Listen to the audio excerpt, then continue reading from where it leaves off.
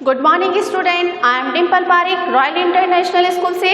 बेटा आज हम क्लास 8 की हिंदी पढ़ेंगे और ये जो लेसन है वो लेसन हमारे पहले से चल रहा है। अपने 2 वीडियो इसके कंप्लीट हो चुके हैं। आज अपन उसके आगे कंप्लीट करेंगे। लाख की चूड़ियाँ, जिसके जो लेखक है वह कौन है बेटा? कामता नाथ। मैं इस बार इसकी थोड़ा सा पिछले वाला बता देती हूँ आपको। अपन ने क्या पढ़ा था? अपन ने पढ़ा था कि लेखक जो है वह गर्मियों की छुट्टियों में अपने ननिहाल जाता है और वहाँ पर जाकर वह जो एक व्यक्ति होता है जिसका नाम है बदलू जो है वह लाख की चूड़ियाँ बनाने का कार्य करता है। तो बदलू का और लेखक का आत्मीय संबंध है। लेखक जो है वह बदलू को मामा कहना चाहिए था क्योंकि वह उसके ननियाल पक्ष का था, लेकिन उसको मामा ना कह के वह क्या कहता था? उसको बदलू काका कहता था। अपन काफ़ी कुछ पढ़ चुके थे। अब आप पेज नंबर निकालिए 11। स्टार्ट करते हैं अपन। मैं बहुधा हर गर्मी की छुट्टियों में अपने मामा के यहाँ चला जाता और 1 आध महीने वहाँ रहकर स्कूल खुलने के समय तक वापस आ जाता। लेखक बोल रहा है कि मैं क्या करता, गर्मियों की छुट्टियों के अंदर अपने मामा के चला जाता और वहाँ पर रहकर कुछ समय वहाँ पे व्यतीत कर और जब स्कूल खुलते तब मैं वापस अपने शहर या अपने घर पे आ जाता था। परंतु 2-3 बार ही मैं अपने मामा के यहाँ गया होऊंगा, तभी मेरे पिता की एक दूर के शहर में बदली हो गई और एक लंबी अवधि तक मैं अपने मामा के गांव न जा सका। अब लेखक क्या बोल रहा है कि मैं 2-4 बार ही अपने ननिहाल गया था और बदलू से मिला था। क्यों? क्योंकि उसके जो पिताजी थे वह उनकी जो ट्रांसफ़र था वह दूसरे शहर में हो गया था, जिसके फलस्वरूप उसको काफ़ी समय तक, काफ़ी सालों तक जो लेखक था उस लेखक को अपने ननिहाल जाने का मौका नहीं मिल पाया। जब लगभग 8-10 वर्ष के बाद मैं जब वहाँ गया तो इतना बड़ा हो चुका था कि लाख की गोलियों में मेरी रुचि ही नहीं रह गई। अब क्या हुआ? क्योंकि वो काफ़ी समय पहले तो छोटा था, तो जो बदलू के पास में जाता तो बदलू उसको लाख की छोटी छोटी गोलियाँ बना के देता था, जो कि हर किसी बच्चे को आकर्षित करती हैं। लेकिन अब लेखक क्या हो चुका था? बड़ा हो चुका था। काफ़ी साल के बाद में वह करीबन 8 से 10 वर्षों के पश्चात में वह जब अपने गांव गया तो जो गोलियां थी, यानी छोटी छोटी जिन गोलियों से भी खेला करता था, उसके लिए अब वह सारी चीज़ें क्या हो गई थी? बेमानी हो गई थी। हो जाता है ना बेटा, जब आप छोटे रहते हो ना तो आपको छोटी छोटी चीज़ों से, खिलौने से प्यार होता है, लेकिन जैसे जैसे अपन बड़े होते हैं वैसे ये सारी चीज़ें हमारे लिए क्या हो जाती है? बेमानी सी हो जाती है और फिर हमारा उससे मोह नहीं रहता है। तो ऐसा ही लेखक के साथ में हुआ। अतः मैं गांव में होते हुए भी कई दिनों तक मुझे बदलू का ध्यान ही ना आया, क्योंकि पहले तो बच्चा था और वो लाख की चूड़ियाँ जो बदलू बनाता था उसके पास में जाता था। क्यों जाता था? क्योंकि उसको आत्मीय स्नेह तो था ही था, साथ ही साथ उसको क्या था कि वह बदलू जो है उसको छोटी छोटी गोलियाँ बनाकर देता था। लेकिन अब उसको उस चीज़ की ज़रूरत ही नहीं थी और वह इस सब चीज़ों को एक तरह से भूल भी चुका था। 8-10 साल का टाइम बेटा बहुत लंबा टाइम होता है। तो 8-10 साल बाद में जब वो गया तो नेचुरली बात है कि वो इन सब चीज़ों को भूल चुका था, तो उसका बदलू का ख्याल भी नहीं आया। इस बीच मैंने देखा कि गांव में लगभग सभी स्त्रियां कांच की चूड़ियां पहने हैं। बिरले ही हाथों में मैंने लाख की चूड़ियां देखी। और देखो उसने एक जो परिवर्तन देखा गांव में, वो क्या देखा कि अधिकतर जो महिलाएं थी ना जो लाख की चूड़ियां पहना करती थी, आज बहुत कम बिरले यानी कि बहुत कम। बिरले मैंने इधर अर्थ भी लिख रखा है बेटा इसके अंदर, बिरले यानी कि किसी के, यानी कि बहुत कम या किसी के हाथों में उसने लाख की चूड़ियाँ देखी। बाकी गांव की जो स्त्रियाँ थी वह समस्त स्त्रियाँ क्या पहन रखी थी? उन्होंने कांच की चूड़ियाँ ही पहन रखी थी। तो उसको बड़ा ताज्जुब हुआ कि ऐसे कैसे। तब एक दिन सहसा मुझे बदलू का ध्यान हुआ। जब उसने ध्यान कब आया उसको? जब उसने गांव की स्त्रियों को देखा कि जो कि कांच की चूड़ियाँ पहने हुई थी, लाख की चूड़ियाँ उन्होंने बहुत कम ने पहन रखी थी। तो क्योंकि जब बदलू था, आपको बताया था ना, बीच में आया था ना कि वो जब कांच की चूड़ियाँ किसी के हाथ में देख लेता था तो बहुत क्रोधित हो जाता था और अनायास ही वो कुछ उस स्त्री को उल्टे सीधे शब्द भी कह देता था, क्रोध जाहिर कर देता था। और आज तो क्या हो रहा है कि अधिकतर जो स्त्रियां हैं उन्होंने सबने क्या है? कांच की चूड़ियाँ पहन रखी है। तो उसको अचानक से किसका ध्यान आया? उसको अचानक से बदलू का ख्याल आया। बात यह हुई कि बरसात में मेरे मामा की छोटी लड़की आंगन में फिसलकर गिर पड़ी थी और उसके हाथ की कांच की चूड़ी टूटकर उसकी कलाई में घुस गई और उसमें खून बहने लगा। मेरे मामा उस समय घर पर नहीं थे, मुझे ही उसकी मरहम पट्टी करनी पड़ी। तब सहसा मुझे बदलू का ध्यान हो आया और मैंने सोचा कि उससे मिलाऊं। अतः शाम को मैं घूमते घूमते उसके घर चला गया। बदलू वहीं चबूतरे पर नीम के नीचे एक खाट पर लेटा हुआ था। अब क्या हुआ कि बदलू का एक तो पहले तो उसको ख्याल कैसे आया, गांव की स्त्रियों के हाथों में कांच की चूड़ियाँ देखकर। दूसरे उसके साथ में क्या हुआ कि बरसात का समय था और वो अपने ननियाल में गया हुआ था, तो उसकी जो मामा की लड़की थी वह क्या हो गई थी, आंगन में फिसलकर गिर गई थी, जिसके फलस्वरूप जो उसने कांच की चूड़ियाँ पहन रखी थी वह कांच की चूड़ियाँ उसकी टूट गई और एक कांच जो था उसके हाथ में लग गया। तो उसको वह उसने क्या किया, उसको मरहम पट्टी के लिए उसको लेकर गया। तो अचानक ही उसको ध्यान आ गया कि क्यों ना मैं बदलू से भी मिल लूँ। तो वह बदलू से मिलने के लिए कहाँ गया, उसके घर पे गया। तो उसने देखा कि बदलू कहाँ था, उसी चबूतरे पे था जिस चबूतरे पर लाके चूड़ियाँ बनाया करता था ना, उसी चबूतरे पर वह क्या था, एक खाट जानते हो ना जो रस्सी की बनी हुई रहती है, उस खाट पर क्या था, लेटा हुआ था। पहले तो चूड़ियाँ बनाता था लेकिन वो आज वो चूड़ियाँ ना बनाकर खाट पर क्या था, लेटा हुआ था।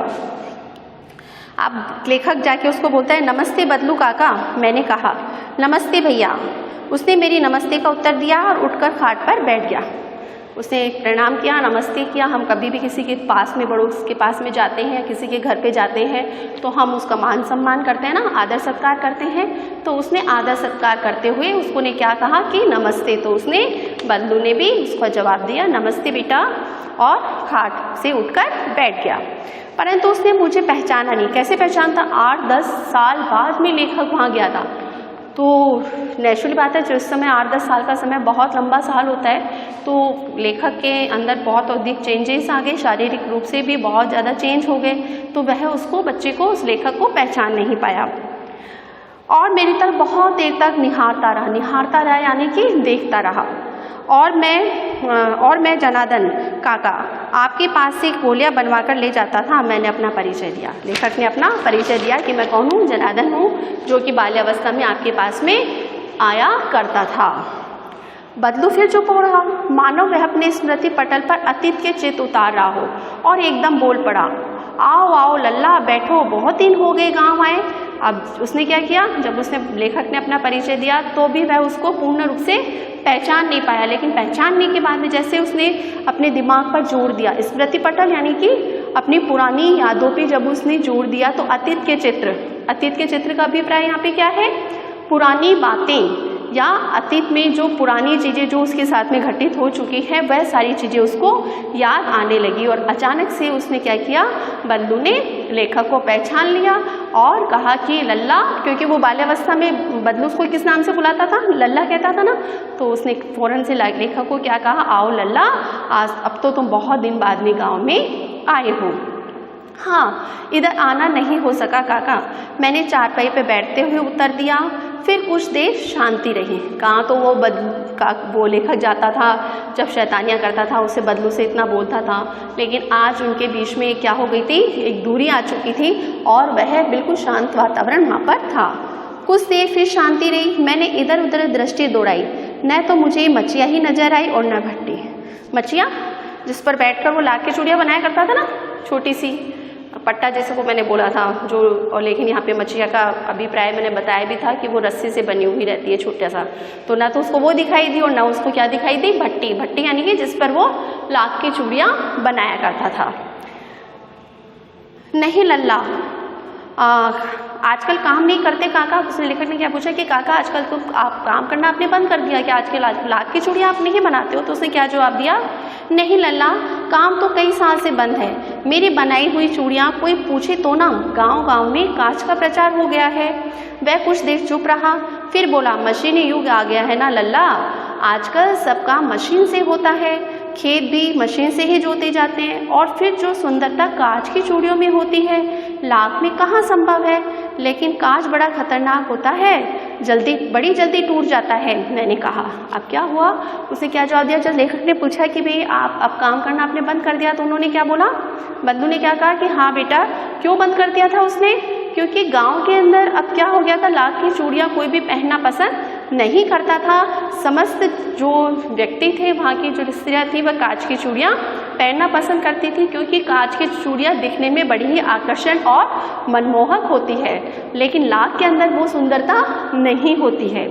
लेकिन अब उसने क्या बोला कि अब क्या हो गया है, कांच की चूड़ियाँ क्यों बंद कर दी उसने बनाना, क्योंकि अब क्या हो गया है, मशीनी युग आ गया है। मशीनी युग यानी कि समस्त कार्य अब हाथों से ना होकर किससे हो रहे हैं, मशीनों से हो रहे हैं। तो देखिए यहाँ पे देखो बेटा, मैं थोड़ा सा आपको बताना चाहूँगी कि पहले के समय में क्या होता था, समस्त कार्य हाथों से हुआ करते थे, जिससे कि हमारे देश के अंदर इतनी बेरोजगारी नहीं थी।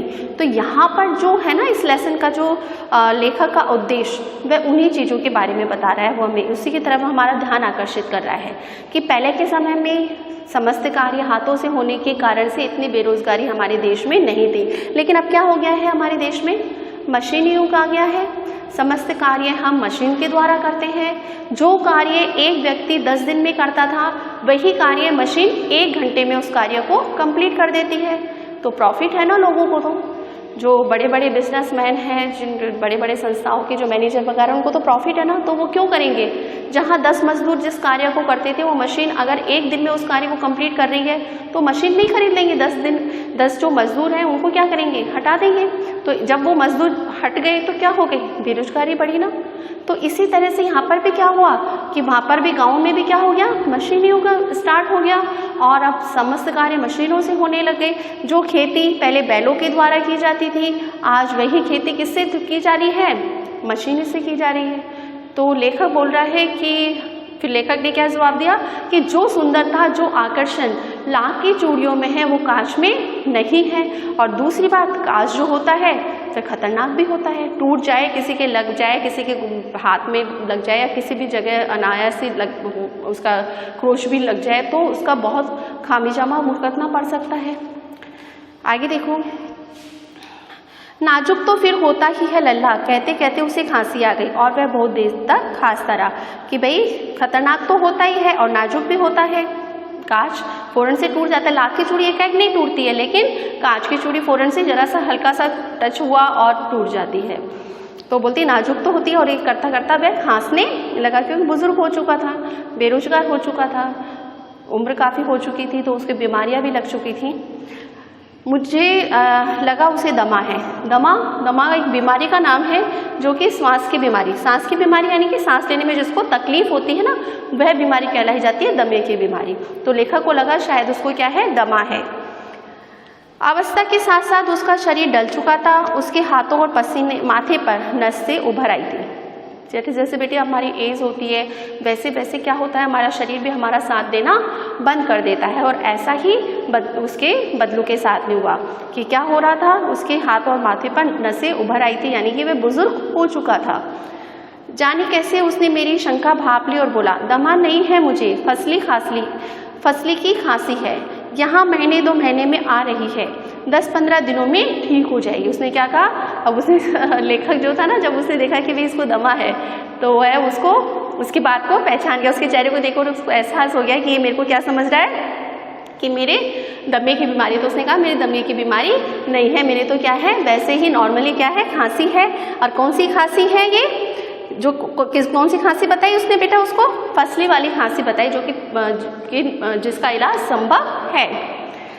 मैं चुप हो गया, मुझे लगा उसके अंदर कोई बड़ी व्यथा छिपी हुई है। मैं देर तक सोचता रहा कि इस मशीन युग में कितने के हाथ काट डाले। कुछ देर वही शांति रही जो मुझे अच्छी नहीं लगी। लेकिन उस बाद में क्या कह रहा है कि वो चुप हो गया। कि क्यों चुप हो गया, क्योंकि उसको लगा कि जो बदलू है वह उससे बहुत बड़ी व्यथा यानी कि बहुत बड़ी बात, अपने दिल की तकलीफ जो है वह उसको लेखक को नहीं बता पा रहा है, और उसके मन में क्या है वह जानने के लिए जो लेखक था वह क्या हो गया, उत्सुक हो चुका था।